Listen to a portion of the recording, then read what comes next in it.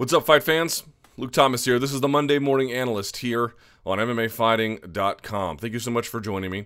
As usual, 3 parts to the podcast where we go over the weekend's action. We take a look at what's coming up ahead, and in the middle, use some multimedia to really dig deeper into maybe one or so of the contests, which will be exactly what we do today. Over the weekend, there were a few things that happened. Just going to focus on one and then one kind of smaller issue. But it was UFC Fight Night, let's see, 110. This took place at the Spark Arena in Auckland, New Zealand, had an attendance of 8,649 for a reported gate of a little over $800,000. That seems low based on my calculations, but I guess it might be correct. Okay, also known as UFC Fight Night Lewis Hunt, UFC Fight Night, By the way, if you didn't see, I do a post-fight show on my personal YouTube channel after every event, every major event, or every semi-major event. If you want to see that, you can check that out right here. I'll post a link to it. It's a lot longer, have a lot more in-depth thought, but some of it not even technique at all. This one would sort of keep a little bit more about technique. Yeah? Okay. All right, first, Mark Hunt defeating Derrick Lewis at 3:51 of the 4th round. This fight was good for a couple of rounds and got a little bit slower as time went on. Derrick Lewis trying to, deceptively athletic Derrick Lewis, right? He had that video where he was trying to hit the gainer with the flip and into the pool, and then of course he was up here trying to do jumping switch knees for a heavyweight. That appears to have exacerbated some kind of lower back injury. I won't get into it for this podcast, but if you check out my post-fight show, I detail I've had a number of issues with lower back injuries, and I can tell you that they will ruin your life. So my wondering is, everyone's saying, well, he retired, or he seemed to have retired, right? Is that permanent? Is he just in the mood? You know, hard to tell, right? He's getting married, maybe he just doesn't want to do this anymore. He's been pretty clear up front that this was not something that he intended to do, even by fighter standards, for a very long time. But let's see how he feels when he's medically healed, and then if he maintains that decision-making. I suspect he's not quite done, but you never know. I don't know the guy personally, so I guess we'll have to see. But in any case, the fight itself, it was classic Mark Hunt, right? Not a whole lot new about this. Really great at driving guys back, throwing hooks over the gloves. You had Derrick Lewis constantly receding territory, going back up against the fence constantly, and then ducking under punches and trying to roll out of the way.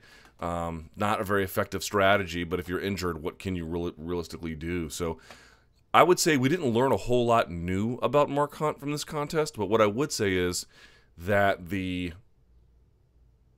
statements of his decline are somewhat overstated. He looked to be still fast, great takedown defense, obviously heavy-handed, patient in his offense. Like, this is still a guy who can compete with the very best. And, to be able to do it in his hometown must have been great. To have his kid up there must have been great.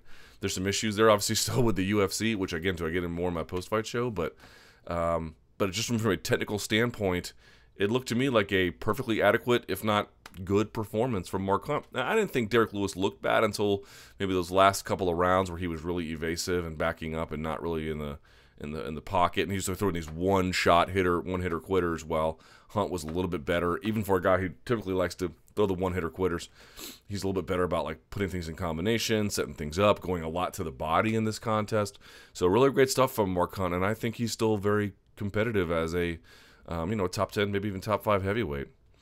Derek Brunson defeating Dan Kelly at 116 of the 1st round. Not much to this one. I thought it was a right hand, but I believe it was a left. But either way, we went back and saw, I talked about this previously as well, you go back and you watch the Robert Whittaker fight, and Robert Whittaker is much better than Dan Kelly and Anderson Silva, but that was a super reckless performance. Maybe Robert Whittaker would have won anyway, but he probably would have had to work at it a little bit more than he did. When you chase a guy constantly and then you're chasing him along the fence line, this is a disaster waiting to happen, which is exactly what you saw. And then in Anderson Silva, he was a little bit too measured, and this time he was Derek Brunson, I thought. Again, Dan Kelly is not Anderson Silva. Dan Kelly is not Robert Whittaker, not by a long shot, but a very important win for Derek Brunson, the kind where he looked really good, showing off that trademark power. A stat from the guys from Fight Metric, he has, Derek Brunson, more first-round finishes than any other middleweight ever, and has no performance bonuses to show for it. He kind of has these big wins sometimes, and people just sleep on them. I'm not exactly sure what that is, or if it's just bad luck because of the cards he's been on that have had tremendous action when he showed up. I don't know, but something to keep in mind. Derek Brunson, I think, is still a very talented middleweight, and I think he can beat a lot of guys. He just needed to go through some learning adjustments about what it's like to beat or compete against upper echelon guys, either because of their skill or their name or both.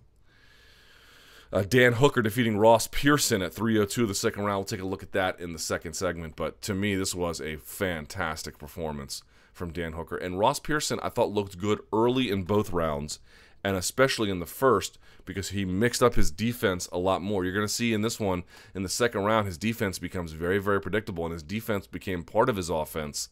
And so as a consequence, he was mixing the two together in way too easy of a way to pattern. And as a consequence, due to space, timing, and everything else, Hooker just had him dead to rights. We'll go over that in the second segment. Ion, or I've had it pronounced to me as Eon, and Iwan Cutelaba defeating Henrique de Silva at 22 seconds into the first round. Not a lot of analysis. Just fires punches over the top of a guy's guard in a super aggressive manner. One rocks him. And then I don't know the proper name for the choke other than what I've been told it's been called in my whole life, the rape choke. I apologize for saying a horrible term, but that's the only term I know it by, where you hold someone down with this hand and you bang them out with the other. And that's what he did. I think I counted 9 or 10 shots. And the problem was he doesn't address the grip De Silva does. Now, it's hard to do that when you get in your face banged, but you can see him trying to use a guard or his legs to do something. Man, you got to get one hand here, and you got to get this off, and you got to begin to move or something. Because if you're just standing there trying to use your legs while this guy is just hammering away, it's almost like going for a heel hook while someone has just free reign on your face. You better get that heel hook quick, otherwise you're going to be in trouble. And so you saw that. And look, Cutelaba had an amazing fight with Jared Cannonier. Cannonier beating him fair and square. That's why I think a lot of people thought Cannonier was going to do well against Glover Teixeira. In the end, it didn't go that way. But Cutelaba, he's a physical specimen. He's a little bit of a wild man, but talented and scary and athletic, and I don't know, maybe he can rein some of this in and really become something special. I guess we'll have to see, but Jesus, what a marauder he is, huh? Ben Nguyen defeating Tim Elliott at 49 seconds of the first round. Shocking. This one I went back and watched a few times. Tim Elliott does the old Matt Hughes, BJ Penn bit where someone has your back and you're too busy with your hands on their foot trying to remove the hook, so then they just lock up the choke. It's not much more complicated to it than that. Yes, Ben Nguyen is a good scrambler, but I thought Tim Elliott over time would be a better one. Yes, Ben Nguyen did a real good job of maintaining, back control and knowing when to let go of a choke and when to make sure you had an underhook and when to make sure you posted on the ground and when to make sure you followed the guy with the turn. These are things that, require a lot of time and expertise, and he clearly showed some skills. But to me, he had the back and Elliott is bent over and trying to pull the legs off. So Ben was like, thanks, just like that. And then once he did it, you can see him. I talked about this in the post-fight show too. You can see him squeeze him to one side, that final pull, really getting that lat and the back engaged, and that closed the show. So, Tim Elliott is a guy who has been famed for risk-taking and being a crowd-pleasing kind of fighter. These can be some of the problems where you take some shortcuts in scrambles sometimes. You might get good at it because you can beat your training partners or it's worked in fights, but eventually you're going to run into somebody who, maybe Tim Elliott is the better scrambler, but it doesn't matter if you're competing in a way that you're just taking on too much risk. Alexander Volkanovski defeating Mizuta Hirota 30-27 across the board. The only decision on the main card, by the way, and a really great performance from the featherweight here. Tactical, creative on defense, creative on vigilant on defense, creative on offense. There are some issues about to what extent he would let guys get inside of range and begin to physically control him or pressure him against the fence. So there are some defensive wrestling issues and spacing issues he probably needs to work out. And that also leads into, to what extent can you more effectively get your feet behind you and fire off a jab and get off at an angle. So there's some of those issues too, but good footwork, patient offense, but frequent enough to not be stalling. Good about changing directions, both with striking and takedowns. Good about mixing high-low. Good about mixing strikes into takedowns. There's a lot to like here from Volkanovski. I don't know how far he can go, but boy, he seems like a well-schooled, disciplined student of the game, and this was a strong performance as a consequence. Vince Pichel defeating Damian Brown 3:37 of the first round via KO. Damian Brown was winning this contest, but got a little too greedy with the forward charge. And Vince Pichel, man, boy, you got to say something here. And I talked more about this on, also again on my post-fight show. I am amazed. I am amazed at how fast stance switching has grown as an effective tactic in modern mixed martial arts striking. And by that I mean the following. It is not merely that you see a lot more of it. You see a lot more of it at different levels. Guys who are champions do it, guys who are contenders do it, guys who are even unranked are doing it, and they're all doing it successfully. Some are doing it constantly on the outside, right, where we're circling, you're watching me switch, and then I'm sort of confusing you that way. Then you get guys, if you go watch last week's Monday Morning Analyst, you get guys like Max Holloway who stand to post, but then as you change direction, as we close in space, then I switch on you and I catch you at an angle you're not expecting. You see some of that. You're seeing just all different varieties of it in a variety of contexts. You see stance switching, of course, in the other combat sports, but I really fundamentally believe you're seeing it a lot more in MMA now. It's a copycat league. Everyone says, oh, the NFL is a copycat league. So is MMA. People see best practices and they want to do it. No one was doing front kicks to the face in MMA anyway. They were, of course, in other striking arts. But no one was doing that in MMA really a whole lot until Anderson Silva sat Vitor Belfort down with it. We just began to copy everything that we see. And I'm really glad to see this because I fundamentally believe this is MMA striking gathering its own identity. It's always been looked at as like Muay Thai but lesser than in terms of its striking prowess, or boxing but lesser than. Or Western kickboxing but lesser than, or Dutch kickboxing but lesser than, a cheap facsimile of it. And for some reasons, that's a fair criticism. It can't be as, fully complex, same as jiu-jitsu, same as wrestling, but it needed to take on its own identity. And I really believe stance switching and the commonality of it and the way guys are doing it through combinations or on the outside or at the end of combinations or in championship fights or, goddamn it, on the prelim card. I am blown away at how fast that has become a very effective tactic. Something to keep in mind as MMA striking gets its own identity over time. Luke Jumeau defeating Dominic Steele. Good win for him, 29-28. John Moraga defeating Ashkan Mokhtarian. 30-25 is the only correct scorecard, but then there was two 30-27. So shout-outs to whoever scored that at 30-25.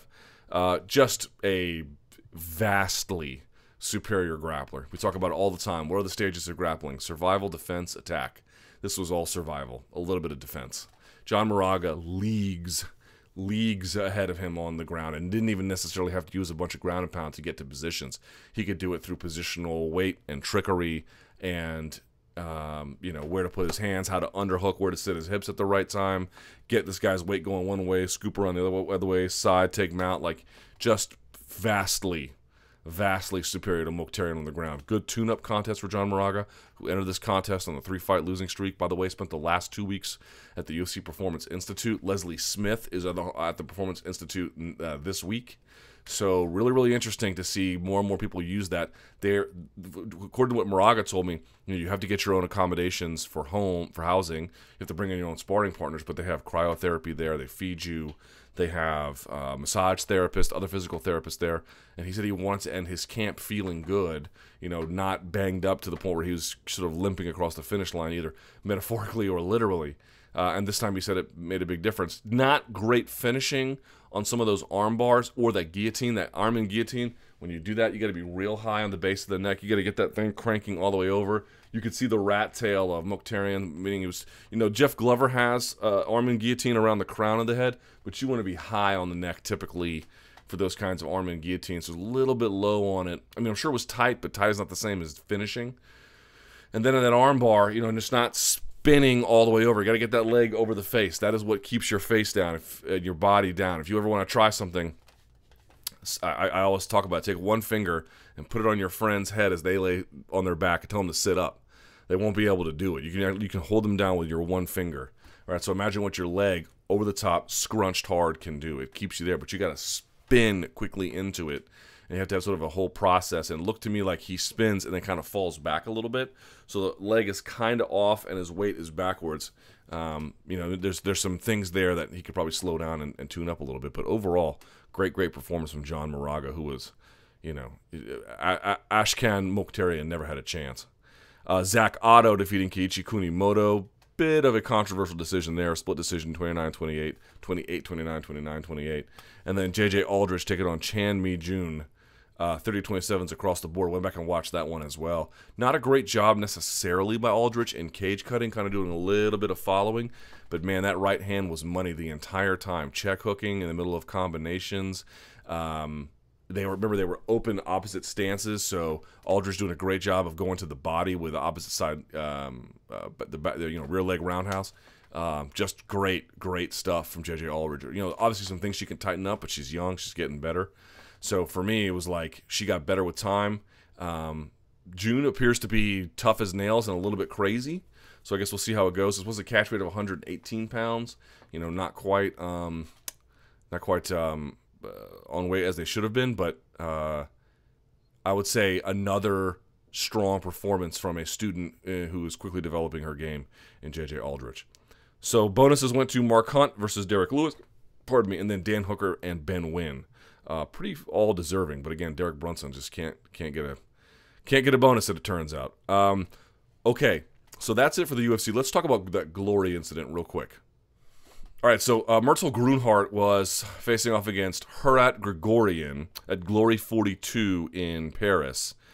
Somewhere, for some reason, this is still in the middle of the round, if not the early part of the round, Grigorian just turns his back after being, I think he'd been hurt earlier in the round, just turns his back and walks off, and you see Murtal Grunhart come over, crack him with a hook, and he drops. And that's it. Then this brawl ensues, and someone charges Grunhart, punches him in the face, may have broken his jaw, and there was a debate about what are the ethics of the situation. To me, I don't know. Look, I recognize there's a very clear diversity of opinion, and smart observers have gone both directions here.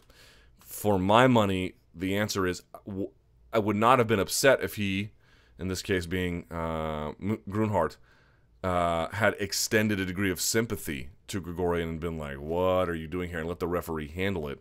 But we're talking about world-class competition between world-class fighters in world-class situations where he is seeing an opponent walk away. He doesn't know what that is. His brain just says to him, this is your chance. And so he just took it without really thinking about exactly what it all meant or what the consequences would be. I really don't have much of an issue with it. I certainly feel bad for Grigorian. I feel bad for Grunhart that he got attacked, but I don't really know that you can say that Grunhart is deserving of any kind of opprobrium here. That seemed to me well within his rights to do exactly that. You have to defend yourself at all times, and yes, it looked like he was kind of out of it. I mean, that's a weird thing to do, but that's not Grunhart's decision to make. If he wants to, he can. He is not required to. He is required to finish that guy off, which is exactly what he did. That's what they're in there to do. So certainly if he had refrained and been like, referee, you handle this, I would not be upset with him. I would not say there was some dereliction of duty. But this is one of those weird moments where someone makes a bizarre choice for whatever medical reason that Grigorian had, and Grunhart took advantage of it, which is, what rule did he break? He didn't break any rule. He did exactly what he was allowed to do. And I know people want to talk about the ethics of what happens if he shows you his back, then you crush him. This is not everyone's built to be a fighter, y'all. I've talked about it a lot on my live chat. Not everyone can answer the call to violence. Certainly, Murtal Grunhart can. You want to fight in world-class competition against guys where they are scratching and clawing for every inch on that ladder for the biggest paychecks they can get. This is how they feed themselves.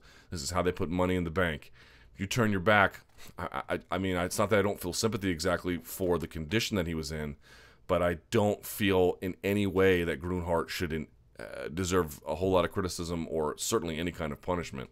Maybe things would have been better if they'd gone a little bit differently, but I'm not really mad at how Grunhart handled this, and those guys who attacked him should go to jail.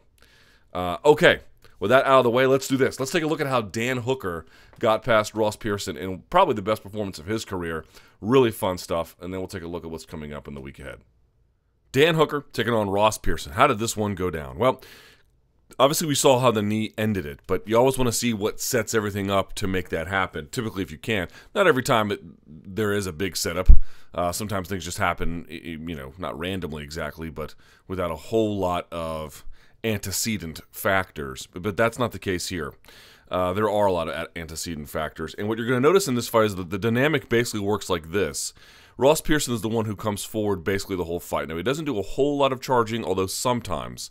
but he's the one who moves forward. Dan Hooker has times where he's cage cutting, but mostly he's backing up here. But what he's able to do quite effectively, even while backing up, is keep distance. He was really good about using his jab, although that's what a lot of Ross's counters came from. But nevertheless, he was using both inside and outside leg kicks. He was using front leg and rear leg teeps, and he was mixing them all well. It would look like he would be throwing, he would feint a rear leg teep and then throw, a rear roundhouse, or he'll see him jab, jab, jab. You'll see Pearson trying to parry, and when he does, he immediately throws this high kick up here to counteract him. So he was really disguising it well, mixing it up well, but obviously he had a big reach advantage, both with his feet and with his hands, right? Legs and arms. He wanted to keep it at distance, and at first had a little bit of trouble with that at the beginning of both rounds.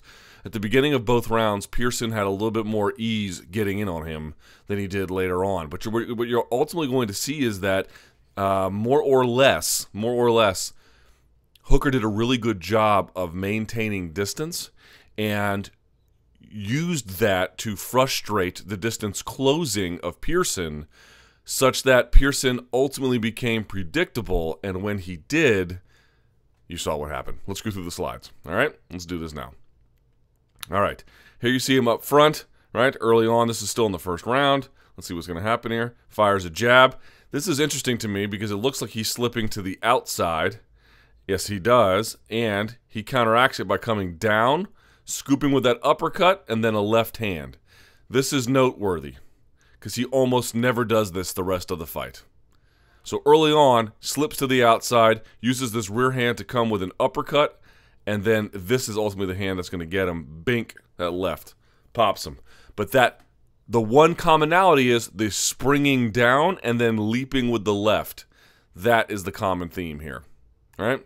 So keep that in mind. All right, and then they sort of back off and turn. All right, 246, here we are. They're facing off. Let's see what happens. All right, rear leg teep there from Hooker. Tries to drag it back out. Pearson follows. They kind of face off a little bit. He dips down underneath, and he looks like he'll either go right to the body or right to the body left hook or just left hook. Let's see. Yep, right to the body. Bink. Left hook upstairs. You can see still early in the fight, he was having some success with this. It was an effective way to get on the inside of the jab. Remember, he slipped on the outside first. This time he's slipping on the inside of the jab, lowering his level, going right, changing levels, and then changing sides. It's a decent job there by Ross Pearson early. All right, here we are a little bit later in the fight. Let's see what happens. They're staring off.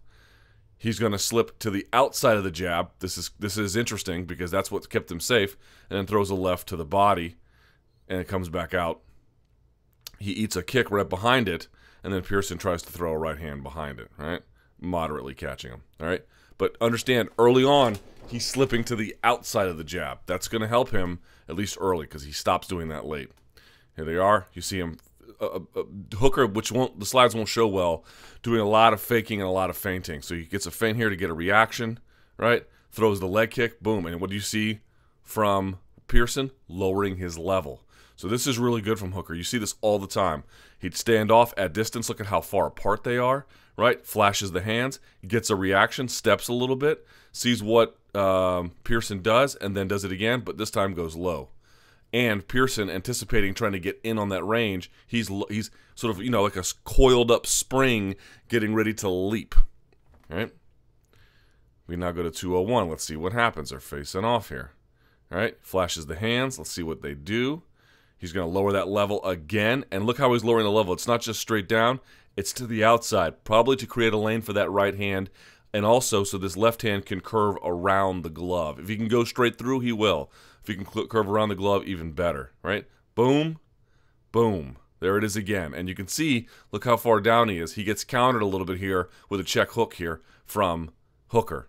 So just keep that in mind. This is a powerful way to go side to side, but you have to get their weight committed one way or the other.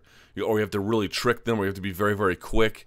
He didn't quite do that all that well in this particular case. Now, something about that, actually, let me hold on that thought. We'll go to that inside slip here in just a second. Here they are again, 153, right?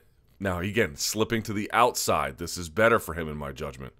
All right, comes down left to the body. He should go right hand here. Looks like he's got him dead to rights. Just a little bit short. a little bit short. This is where you see in other guys, stance switching comes in, and they're able to close that space off. And then you see Hooker actually does a little bit of stance switching here. He's going to catch him. Boom, check left hook. Actually, no, I don't think he does stance switching here. He stays in that position. Yeah, what am I saying? Sorry about that. Anyway, stays in position, but nevertheless, because he's so extended here, boom, catches him. Check left hook. Nice job. All right, here we go, 123. And you can see, as I mentioned before, Pearson doing the predominant amount of stalking here. All right, well, you see him leaning. He's sort of bobbing, weaving, right? He's going to lean to the left. Going to cock that left hand and try to drive it straight through. Didn't even set it up. So all Hooker has to do is sort of lean back and get out of the way. And if he wants, he can counter. Here we are at 106. Now he's turned the tables here a little bit, and you can see him flashing this. Let's see if he flashes the hands. Let's see what happens here. Sticks his hand out. What does Pearson do? Pearson lowers his level, goes right to the body, comes back upstairs, and then I guess does not throw a left. Hard to tell if he is slipping to the inside or the outside here. Looks like he's slipping to the outside, or may just be, you know, ducking or bobbing. It's hard to tell. Rolling. All right, here we go. Full 49. Now we're in the second round. This is, again, where Pearson is beginning to pick up the intensity. But he's also getting a little bit more predictable as a consequence. You saw him in that first round, sometimes slipping to the inside, a lot of times slipping to the outside of that jab. One quick note about that. If you go back and watch the Nate Diaz-Conor McGregor second fight, what you'll notice is that Diaz does a lot of inside slips and gets away with it. Why? Because he throws a punch right behind it. He slips to the inside, and then his left hand came right over the top. That made Diaz pay for jabbing every single time, or every single time he threw it. Right? That's not exactly what Pearson is doing. Pearson's trying to get slipped to the inside so then he can set up a series of punches that drive Hooker back, but he's having a real big hard problem closing the distance. So sometimes he's landing, a lot of times he's not. He's looking predictable doing it. That's different than Conor McGregor. Conor McGregor had that distance and that spacing done so he could just economically move out of the way, and his left was in a perfect position to land right behind it. That's a deterrent. That is absolutely impactful in the moment. It's a lot of things that Pearson isn't really doing here, or just can't mechanically. All right, here we go. Fires off the jab. Pearson leans to the inside slip. What's he going to do? Boom, I think he lands a left there. All right, but just notice how he is now predictably going to the inside slip. Let's keep watching here. Boom, inside slip, loads up on that left, and he's still kind of far apart here, so what's going to happen? He's going to sort of land the left here. It lands, but it's not super, super hard. But you can see how his weight is committed this way. It's like he's leaping into it, right? This is one thing that Hooker did that I mentioned earlier that I really, really like. He sticks the jab out there, right? Does it again. Another parry, right? Look what happens when he's parrying. And this is all happening, you know, in quick succession. This is my favorite. Right behind it, does it again to get the hand come out, and immediately, bang, throws that behind it. Now, good credit here to Ross Pearson for getting his gloves up, but this was a real nice element from Hooker that I liked. You see this guy, he's trying to tap your hand away every time you're out there measuring it and sticking it in his face. So do it to your advantage. As he brings that hand out, quickly fire the high kick behind it. Didn't quite land, but it's smart. You can see he's adapting, changing. He's keeping Pearson on his toes. Right? Here we are. Hooker backing up again. Now this is kind of close distance. Let's see what happens here. Boom. Now this one looks like he's slipping to the outside, but it's more he's just getting under it. All right, I went back and watched the replay a few times, and you can even see which way he's about to start stepping here. Right? Steps to the right. Well, first of all, he's stepping to the left, but he throws the right, and now he's got him pretty close. This is bad for him. So, boom, you can see he lands that one nice and clean. But again, he's getting countered a little bit here with that check left hook from Hooker. But it's the same kind of thing over and over again. Let's see what happens here, right? They're facing off, right? Leans to the inside off of a fake, throws the left and misses. And this counter sort of jab check hook misses as well. Here we are, and you can see there's a sort of predictability happening here, right? Before he was kind of slipping to the outside, now he's a little bit more predictably coming to the inside every single time, and he's loading up trying to land that left with the right sort of like a distraction. He knows this is where everything is centered, right? Parries the jab, leans to the inside, boom, fires the left. Same thing over and over again. Look how he's off of his feet here. You know what I mean? Hooker sees this and just sort of gets out of the way. Here they are again. Hand coming out here. Let's see what he does. Now Hooker just sort of leans into a cross, which Ross slips to the inside of. Rolls again to his left. All the weight is down. Comes up, fires, and sort of partially lands here. Here they are again, 321. Which way is he going? Left leg, leaning down, leaning to the left. That's what he's doing here, right? And he gets popped for it when he comes back up. But, boom. Driving in off that left. And you can see he'd have some success if he could get right about here, right? When they're already in boxing range, he can drive to his left and then leap into it and catch it. And that was a big problem for Hooker, especially given the angle here, right? Look where they are. So he's trying to step left because he's so far to the right that he has to create a lane for that left. Hooker did a good job of not merely maintaining space apart, but sort of using being too far to his left for his left to effectively land. In other words, he was deep inside on this crossing punch, that lane, which is why he had to sort of step like this in the way that he did. All right, catches him. Here we are. Let's see what happens. You see, look how far over he is. He's setting this up to get the predominant amount of work done, his own left. All right, see what happens. Flashes it, throws the cross, lands pretty nicely. Boom, cracks him. This is a little bit earlier in the contest, I believe. And he comes after him here, right behind it. Boom, same thing. It's the same offense over and over and over and over again. You're seeing that. Look. I'm not making it up. What does he do? Leads with the right, dips down to the left, boom, it comes up, tries to crack him every time. All right, 301. Here he is. Corner him. Let's see what happens. This is a little bit closer range, so you might have some luck here. Slips to the inside once again. Boom, comes up with the left, catches him a little bit as well. Didn't set it up with the right this time. So to Ross Pearson's credit, it's getting somewhat predictable, but he is at least trying to vary the finish there. All right, here he is again, off the jab. Coming to the inside, stepping with the left. All right, and this time he just throws a left to the body. All right, we're getting close to the finish here. Let's see, they're facing off. Let's see what happens. Tries to parry the shot. Dan's setting something up here. Let's see what it is. All right, does it again. And this time, rather than going with that high kick, which he's expecting, he goes to the outside low kick on the opposite side. Very, very nice from Dan Hooker. Setting a lot of things up, showing you a look, and then going a different way each time. Really, really great stuff from him. There's a whole series to be done here on a lot of things that Dan Hooker did well. This is merely one aspect of it. But obviously the big thing is how he controlled the close of the show. So you can see, look at Pearson. I mean, now he's just all the way on the inside, loading up the left, far away, trying to throw it to the body, but he's just, you can see, look how far he's reaching, right? This is, to me, the issue, which I'll explain in just a second when we show the finish. All right, here he is. What's he doing again? Leaning off to the inside. What's he going to do? All right, didn't throw that time. Let's see what happens again. This time they're both going to exchange crosses, but you can see which way Pearson's leaning here. All right, has to sit back all of a sudden, then tries to get on the inside of a jab, which he does again the same way, and boom, pops him a little bit. But still, not great, right? Let's see what happens again. 230. All right, flashes the jab. And then lands a nice cross right behind it, sort of not letting Pearson get settled there. Pearson tries to counteract with a follow-up shot, but can't get close. But lands that left because Hooker gets a little bit lazy. All right, here are 227. Let's see what happens. He's going to dip to the inside off the jab. Is this becoming a pattern or what? All right, now we're getting really close. Let's see what happens.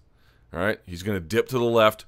This looks like Hooker throws a jab. It's not exactly. It's sort of just sticking his hand out there. He tries to throw a left short hook on his circling out, but can't quite get it, and they back off. Now here they are hand parrying here, and we're just about to close the show. Look how close they are. They're pretty close, right? What's he going to do? You see he does the same thing, and now he's pretty close. Now he's like deep inside, like he's past the elbow range here with his head and his sort of ear, knee, and toe almost in a line, right? So he's deep in on him here. So what's he going to do?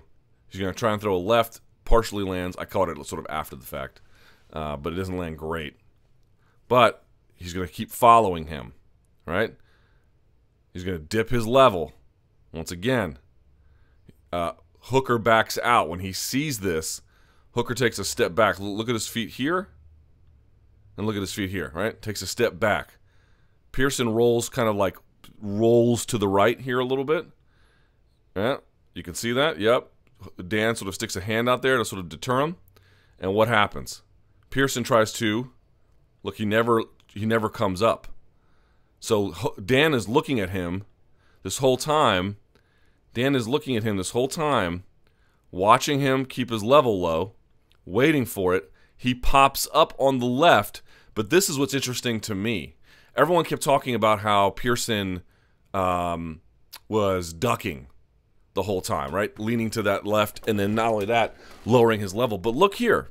He's up straight, is he not? Now, he gets hit here, but it's not like he had super lowered his level.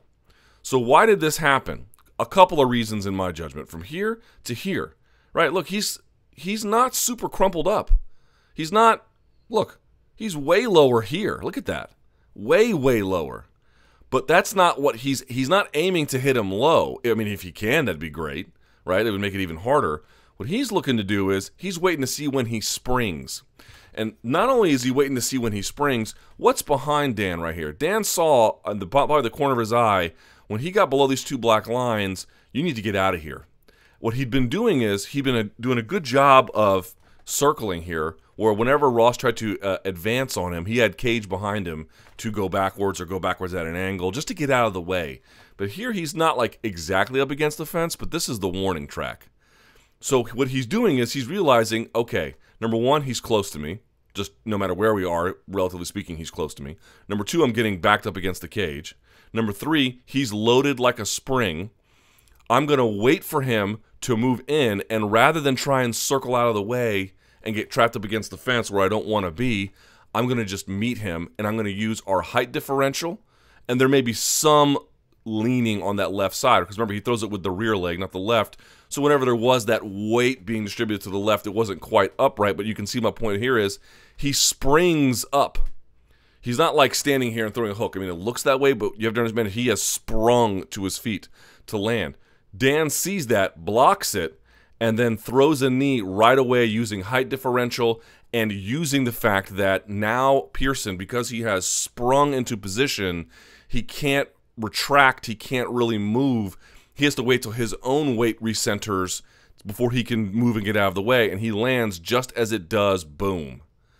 That's really what this is about. It's about catching a guy who kept going to one side over and over and over and over again, and did so by jumping out of position, chasing a guy backwards, pushing him into a warning territory, and then taking advantage, in the case of Hooker, taking advantage of a height differential, a defensive tell, and overcommitment to a position to land something. This is what I love from Dan Hooker. Back up, back up, back up, but finally when it was time to strike, bang, threw it, right? Waited till the guy, I love this, waited till the guy, look at this, look how tightly wound he is. I'm going to wait, look, you can see him waiting for it. Waiting for it, waiting for it, waiting for it, and you can already tell once he threw that left hook and he sprung up, drove it up, bang, high and hard. And he caught him. He caught him dead to rights. Pretty amazing job. The key there for me is when Ross Pearson was slipping to the outside of the jab, he wasn't having as much offensive luck, and I think that maybe was frustrating him. I think some of the distance management by Dan Hooker was giving him problems, right? The outside low kick, the rear leg teeps. He was obviously doing a good job of sticking the jab in his face. And then the predictability of rolling to the inside by Ross Pearson, either throwing a left up the middle, a left around the hook, around the gloves, or a right straight, and then a left hook over the top, changing levels like that over and over and over and over again. It just caused him a big problem. So by the time he actually pushed him up against the fence here, or let's say behind the warning track, and from a distance began to uncoil, Dan Hooker knew where he was going to be. He knew where Ross Pearson was going to be when it was time to throw that knee, did it on instinct, and absolutely crushed him with it. Yes, there was some leaning, but it was more about where's he going to be once he tries to uncork? Where can I be? What can I do with it? I think they knew that that might have been a big part of it, that there was going to be a height differential, and so he just took him to school. Incredible job by Dan Hooker. And last but not least, we take a look at the fights that are coming up this weekend. Now, I'm sure there are many across the world in boxing and MMA, but the big one, and I use that word big quite loosely, is UFC Fight Night 111. Right? This is going to be UFC Fight Night Home versus Kohea, or UFC Fight Night, or UFC Singapore, whatever you want to call it. It takes place at the Singapore Indoor Stadium in Kelang, or Kelan, Singapore, June 17th. In the main event, Holly Holm, off a 3-fight losing streak, takes on Betch Kohea in a women's bantamweight contest. Andrei Arlovsky is back in action against Marcin Tybura. Dong Hyun Kim versus Colby Covington. That should be a fun one. And then Tarek Safadine taking on the debuting welterweight Rafael dos Anjos. On your prelim card, Tekinari Gomi versus John Tuck. Cyril Asker versus Walt Harris. Alex Caceres taking on Rolando Gabriel Dai. Justin Scoggins is back against Oka Sasaki. Don't be surprised if that's a very competitive contest. Li Jiang Lang taking on Frank Camacho, Frank the Crank. Kwan Ho Kwok taking on Russell Doan. Naoki Inoue taking on Carlos John de Tomas. And Ji Yong Kim taking on Lucy Pudilova. So not that great of a prelim card, but something to like there on that main card, I suppose. All right, if you have any questions, email me, LukeThomasNews@gmail.com. You see below I'm on Facebook and Instagram, same name as well, Facebook.com/LukeThomasNews, and then Instagram.com/LukeThomasNews. So give me some likes and some follows. That would be great. Really appreciate it. Please subscribe to MMA Fighting below. Yeah, thanks so much for watching, guys. Until next time, enjoy the fights.